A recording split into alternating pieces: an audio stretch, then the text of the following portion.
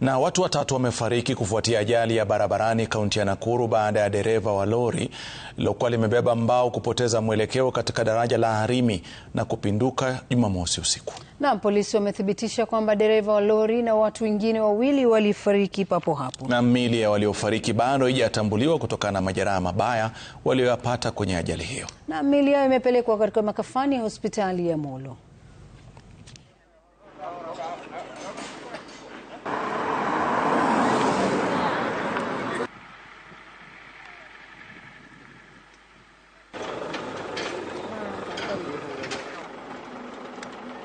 Ya lori ilikuwa imebeba miti kielekea Njoro.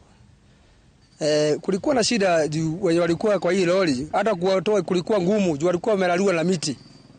Sasa ilibidi tuitishe watu wakuja kukatakata miti ndio wao watu waweze kuokolewa. Serikali yetu ikichukua muda tu mfupi inaweza tutengeneza hii barabara. Kwa maana chuzi muda utaisha mrefu sana. Hii barabara ilimea watu karibu 14. Tumechoka na hizi accident. Hata sisi tunaogopa sasa kwa sababu kila saa tukikaa accident zinatuletea shida hata sisi kwa mafikirio.